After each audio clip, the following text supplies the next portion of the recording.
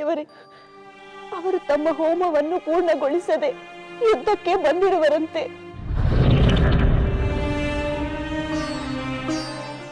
ಆದರೇನು, ಹೋಮವನ್ನು ಮತ್ತೊಮ್ಮೆ ಆರಂಭಿಸಿ ಪೂರ್ಣಗೊಳಿಸಬಹುದು.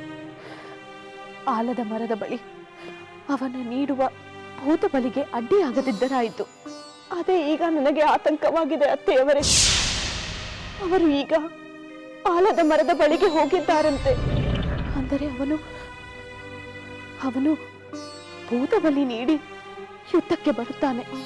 ಇಲ್ಲ ಅತ್ತೆಯವರೇ, ಅಲ್ಲೇ ಲಕ್ಷ್ಮಣ ಯುದ್ಧಕ್ಕೆ ಆಹ್ವಾನಿಸಿ ನಿಂತಿದ್ದಾನಂತೆ.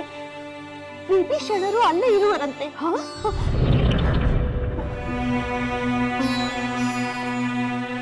ಹೌದೇ?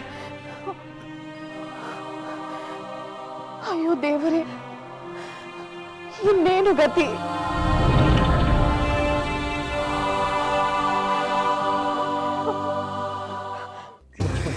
ಲಕ್ಷ್ಮಣ, ನೀನು ಯಾವ ಕಾರಣಕ್ಕೂ ಅಧೀನನಾಗಬಾರದು. ಈ ಇಂದ್ರಜಿತುವಿನ ಬಾಣಗಳು ನಿನ್ನನ್ನೇನು ಮಾಡಲಾರವು. ನಿನ್ನ ಪರಾಕ್ರಮಕ್ಕೆ, ನಿನ್ನ ಧನುರ್ಯುದ್ಧ ನೈಪುಣ್ಯಕ್ಕೆ ಇವನು ಸಾಟಿಯಲ್ಲ. ನಿನ್ನಿಂದಲೇ ಇವನ ವಧೆಯಾಗಬೇಕು. ಏನು ಲಕ್ಷ್ಮಣ, ಹೇಳು. ಹೋರಾಡು ಲಕ್ಷ್ಮಣ, ಹೋರಾಡು. ಹೇಳುತ್ತೇನೆ ವಿಭೀಷಣ, ಆ ಇಂದ್ರಜಿತುವಿನೊಡನೆ ಖಂಡಿತ ಹೋರಾಡುತ್ತೇನೆ. ಇದು ಅವನ ತಾತ್ಕಾಲಿಕ ವಿಜಯವಷ್ಟೇ. ನಾನು ಪ್ರಯೋಗಿಸುವ ಮಹಾಸ್ತ್ರಗಳಿಂದ ಅವನ ಗರ್ವಭಂಗ ಮಾಡುತ್ತೇನೆ.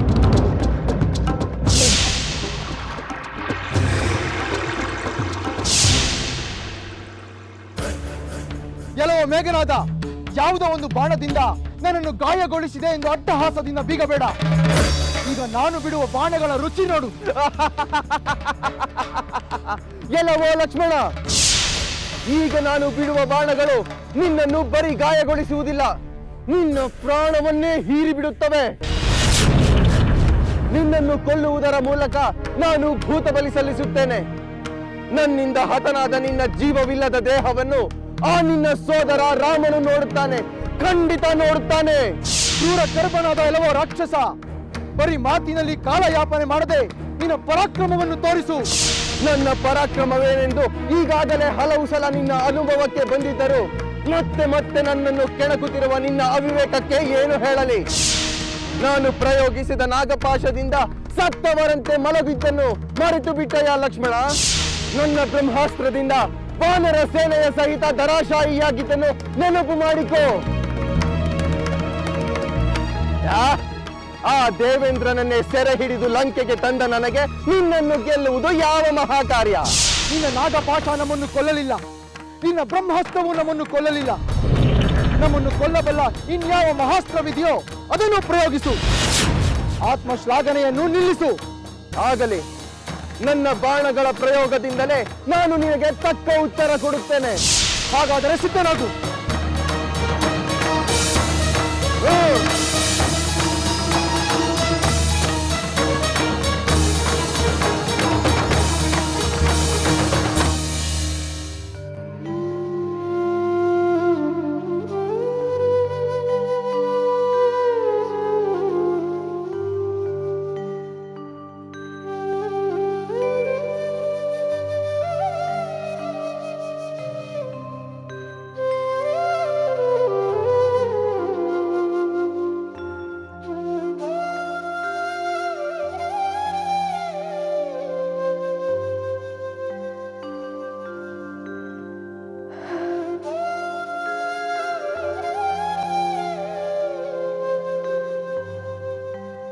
ಸುಲೋಚನಾ, ನಿನ್ನ ಊಹೆ ಸರಿ. ಇದೆಲ್ಲ ಆ ವಿಭೀಷಣನಿಂದಲೇ ಆಗಿರುತ್ತದೆ. ಆ ರಹಸ್ಯ ವಿಭೀಷಣನಿಗೆ ಗೊತ್ತಿದ್ದುದರಿಂದಲೇ ಲಕ್ಷ್ಮಣನನ್ನು ಅಲ್ಲಿಗೆ ಕರೆದುಕೊಂಡು ಹೋಗಿರುತ್ತಾರೆ. ಹೌದು ಸುಲೋಚನಾ, ಇಲ್ಲಿಯವರೆಗೆ ಇಂದ್ರಜಿತುವು ತನ್ನ ಮಾಯಾವಿದ್ಯೆಯಿಂದ ಯಜ್ಞದ ಸಿದ್ಧಿಗಳಿಂದ ಜಯಿಸುತ್ತಿದ್ದ. ಆದರೆ ಈಗ ಅದಾವುದೂ ಅವನ ನೆರವಿಗೆ ಬಾರದೆ ಅವನು ಸೋಲಬಹುದೆಂದು ಭಯವಾಗುತ್ತಿದೆ. ಇದಕ್ಕೆ ಪರಿಹಾರವೇ ಇಲ್ಲವೇ ಅತ್ತೆಯವರೇ? ಇದೆ, ಒಂದೇ ಒಂದು ಪರಿಹಾರ ಇದೆ ಸುಲೋಚನಾ. ಅದೇನೆಂದರೆ ರಾಮ ರಾವಣರ ಯುದ್ಧ, ಲಕ್ಷ್ಮಣ ಇಂದ್ರಜಿತುವಿನ ನಡುವಿನ ಯುದ್ಧ ನಿಲ್ಲಬೇಕು. ಅದು ನಿಲ್ಲಲು ಸಾಧ್ಯವೇ ಇಲ್ಲವೆಂಬುದು ಯಾವಾಗಲೂ ನಿರ್ಧಾರವಾಯಿತಲ್ಲ. ಈ ಯುದ್ಧ ಯಾವಾಗ ನಿರ್ಧಾರವಾಯಿತು ಆಗಲೇ ಅದರ ಫಲಿತಾಂಶವು ನಿರ್ಧಾರವಾಗಿ ಹೋಯಿತು ಸುಲೋಚನಾ. ಅತ್ತೆಯವರೇ, ಹಾಗನ್ನಬೇಡಿ. ನಾವು ಕೈ ಚೆಲ್ಲಿ ಕುಳಿತರೆ ಒಂದೇ ಗತಿ ಏನು? ಸದ್ಗತಿಯು ದುರ್ಗತಿಯು ಈಗ ಯಾವುದೂ ನಮ್ಮ ಕೈಯಲ್ಲಿಲ್ಲ. ಅತ್ತೆಯವರೇ, ಈ ಯುದ್ಧ ನಿಲ್ಲಿಸಲು ಮತ್ತೊಂದು ಸಲ ಪ್ರಯತ್ನಿಸಬಾರದೆ? ಭ್ರಮೆ, ಎಲ್ಲ ನಿನ್ನ ಭ್ರಮೆ ಸುಲೋಚನಾ. ನಿನ್ನ ಮಾವನವರು ಈ ಯುದ್ಧವನ್ನು ನಿಲ್ಲಿಸುವುದಕ್ಕೆ ಒಪ್ಪುವುದಿಲ್ಲವೆಂದು ನಿನಗೆ ಗೊತ್ತಿಲ್ಲವೇ? ಪ್ರಯತ್ನಿಸಿ ಅತ್ತೆಯವರೇ, ನನಗಾಗಿ, ನಿಮ್ಮ ಪುತ್ರನ ಕ್ಷೇಮಕ್ಕಾಗಿ ಪ್ರಯತ್ನಿಸಬಾರದೆ?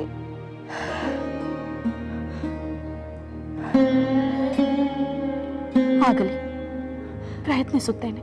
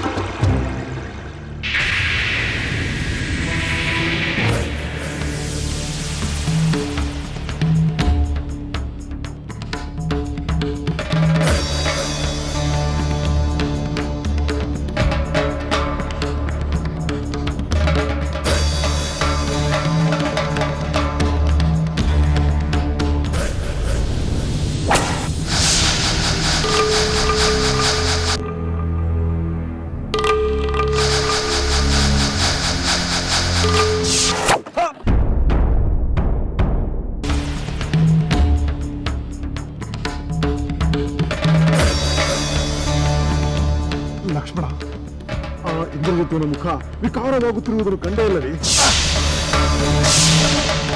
ಅದೇ, ಅವನು ಬೇಗ ಬೀಳುತ್ತಾನೆಂಬುದಕ್ಕೆ ಮುನ್ನುಡಿ. ತ್ವರೆ ಮಾಡು ಲಕ್ಷ್ಮಣ, ತ್ವರೆ ಮಾಡು, ತ್ವರೆ ಮಾಡು ಲಕ್ಷ್ಮಣ.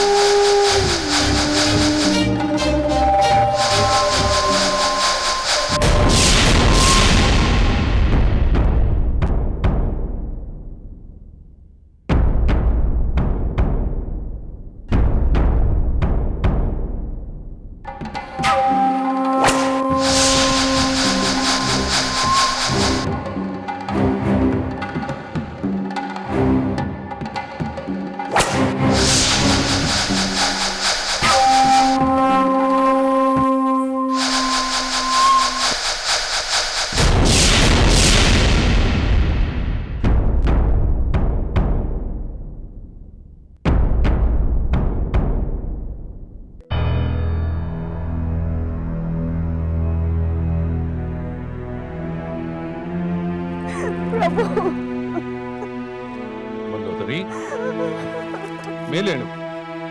ಏಕೆ ಈ ದುಃಖ? ಏನಾಯ್ತು? ಪ್ರಭು, ನಾನು ನಿಮ್ಮಲ್ಲಿ ಒಂದು ಭಿಕ್ಷೆಯನ್ನು ಬೇಡುತ್ತಿದ್ದೇನೆ. ಆ ಭಿಕ್ಷೆಯನ್ನು ನೀವು ನನಗೆ ನೀಡುವುದಾಗಿ ಮಾತು ಕೊಟ್ಟರೆ ಮಾತ್ರ ನಾನು ನಿಮ್ಮ ಕಾಲುಗಳನ್ನು ಬಿಡುತ್ತೇನೆ. ಮಂಡೋದರಿ, ಏನಿದು ವಿಪರೀತ ವರ್ತನೆ? ನನ್ನ ಪಟ್ಟದ ರಾಣಿಯಾಗಿ ನನ್ನಲ್ಲೇ ಭಿಕ್ಷೆ ಬೇಡಬೇಕಾ? ಮೊದಲು ಮೇಲೇಳು. ಪ್ರಭು, ಹಾಗಾದರೆ ನಾನು ಕೇಳಿದ್ದನ್ನು ಕೊಡುತ್ತೀರಾ? ಕೊಡುವ ಶಕ್ತಿ ನನಗಿದೆ. ಆದರೆ ಮೊದಲು ನೀನು ಮೇಲೆದ್ದು ಕಣ್ಣೀರು ಒರೆಸಿಕೊ. ಈ ಲಂಕೇಶ್ವರನ ಪತ್ನಿಯಾಗಿ ಕಣ್ಣೀರು ಸುರಿಸುವುದು ನಿನಗೂ ಶೋಭೆಯಲ್ಲ, ನನಗೂ ಪ್ರಿಯವಲ್ಲ.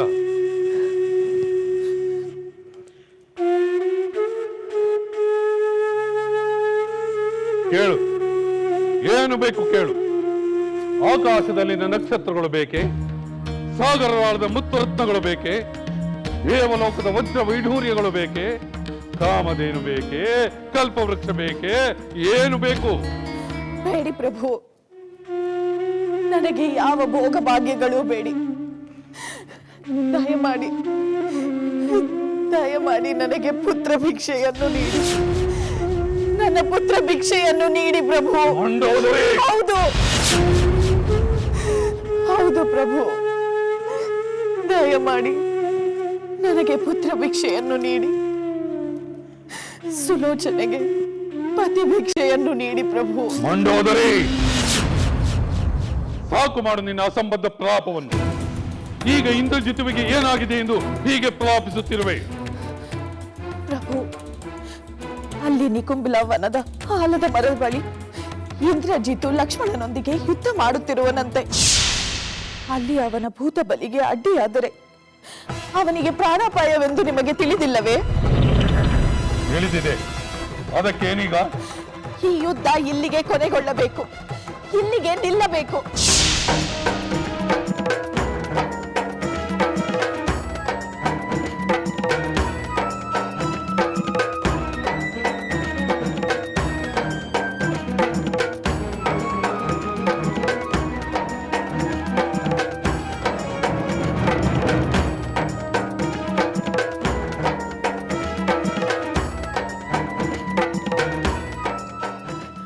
ಪ್ರಭು, ಏಕೆ ಪ್ರಭು ಸುಮ್ಮನಾದಿರಿ? ಹೇಳಿ ಪ್ರಭು, ಈ ಯುದ್ಧವನ್ನು ನಿಲ್ಲಿಸುತ್ತೇನೆ ಎಂದು ಹೇಳಿ. ದಯಮಾಡಿ ನನಗೆ ನನ್ನ ಪುತ್ರನನ್ನು ಉಳಿಸಿಕೊಡಿ. ಮಂಡೋದರಿ, ಬಾಯಿಗೆ ಬಂದಂತೆ ಬಡಬಡಿಸಬೇಡ. ಈ ಯುದ್ಧ ಯಾವ ಕಾರಣಕ್ಕೂ ನಿಲ್ಲುವುದಿಲ್ಲ. ನಿಂತಾಗ ನಾವಿರುತ್ತೇವೆ, ಇಲ್ಲ ಅವರಿರುತ್ತಾರೆ ಅಷ್ಟೇ. ಪ್ರಭು,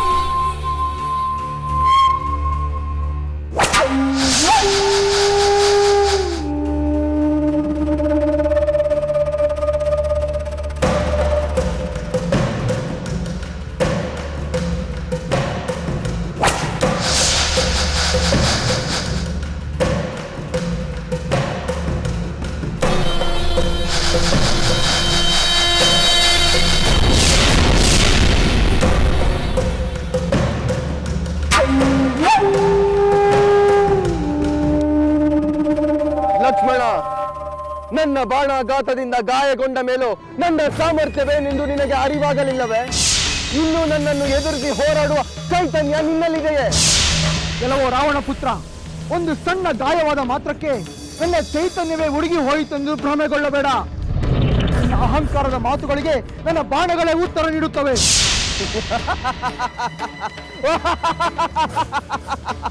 ನಿನ್ನ ಅವಸಾನ ಹತ್ತಿರವಿರುವಾಗ ಉತ್ತರ ಹೇಳುವುದಕ್ಕೆ ನೀನೇ ಇರುವುದಿಲ್ಲ.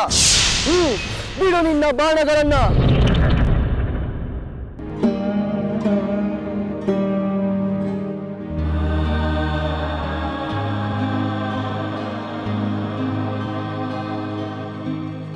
ಸುಲೋಚನಾ,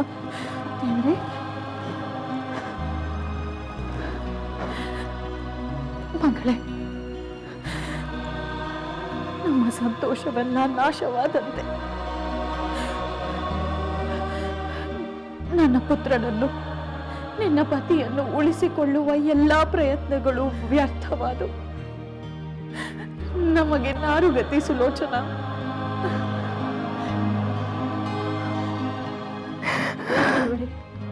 ಸಮಾಧಾನ ತಂದುಕೊಳ್ಳಿ. ನೀವೇ ಹೀಗೆ ಧೈರ್ಯಗೊಂದು ಕುಸಿದರೆ ನನ್ನ ಗತಿ ಏನು? ಹೀಗೆ ತಂದುಕೊಳ್ಳಿ. ಏನಾಯಿತೆಂದು ಹೇಳಿ. ಏನೂ ಆಗಲಿಲ್ಲ ಸುಲೋಚನಾ. ನಾನು ಮಾಡಿದ ಕಟ್ಟ ಕಡೆಯ ಪ್ರಯತ್ನ ವಿಫಲವಾಗಿ ಹೋಯಿತು. ಈ ಹಾಳು ಯುದ್ಧ ನಿಲ್ಲಬೇಕು. ನನ್ನ ಪತಿ, ನಿನ್ನ ಪತಿ, ನನ್ನ ಪುತ್ರ ಉಳಿಯಬೇಕು. ಮಹಾಪತಿವ್ರತೆಯಾದ ಆ ಸೀತೆಗೆ ಯಾವ ಕೇಡು ಆಗದೆ ಅವಳ ತನ್ನ ಪತಿಯನ್ನು ಸೇರಬೇಕು ಎಂದು ನಾನು ಮಾಡಿದ ಕಡೆಯ ಪ್ರಯತ್ನವೂ ವ್ಯರ್ಥವಾಗಿ ಹೋಯಿತು ಸುಲೋಚನಾ.